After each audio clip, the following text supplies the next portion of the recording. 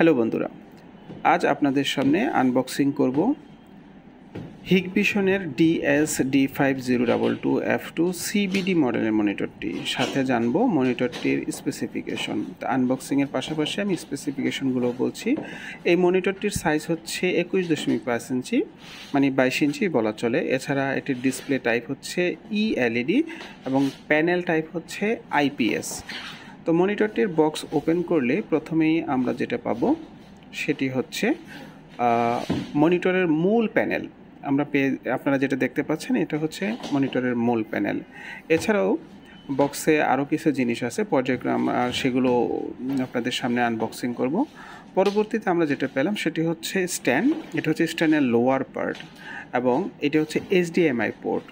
এবং ফাইনালি ছোট্ট একটা বক্স আমরা এখন পেলাম। একটু পরে এই বক্সটি ওপেন করে দেখাবো। হ্যাঁ, বক্স থেকে আমরা প্রথমে একটা স্ক্রু যেটা কানেক্ট করতে হয়, এছাড়া স্ট্যান্ডের আপার পার্ট পেলাম এবং একটি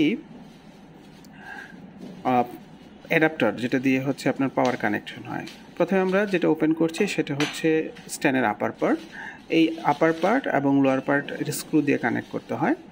তো সেটাই জন্য আমরা যেটা করছি, প্রথমেই যে লোয়ার পার্ট আছে সেটার পলিটা রিমুভ করে নিচ্ছি। এখন যে প্যানেল আছে সেই প্যানেলটির পলি উন্মুক্ত করছি। আপনারা একটু দেখুন।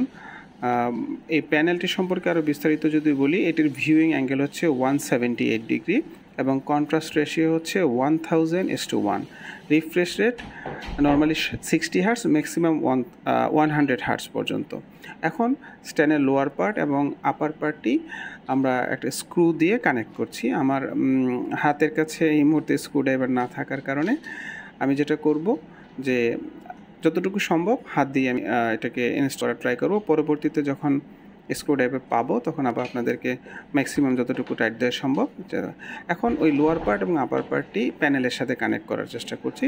সেজন্য আপনাদেরকে যেটা করবো, ওই স্লটে ইয়াটি রেখে হালকা করে প্রেস করলেই আপনার এটা হচ্ছে ইনস্টল হয়ে যাবে। একটু শব্দ হবে, তার মানে বুঝবেন। খুব বেশি শক্তি দেওয়ার দরকার নেই। এখন স্ক্রুড্রাইভার দিয়ে ওই লোয়ার পার্ট এবং আপার পার্টের পোর্শনের স্ক্রুটি আমি ভালোভাবে টাইট করে দিচ্ছি।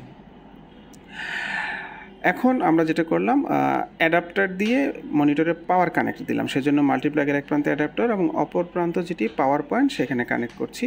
এবং কানেক্ট করার সাথে সাথেই আমরা দেখব যে পাওয়ারটা পেয়েছে কি না।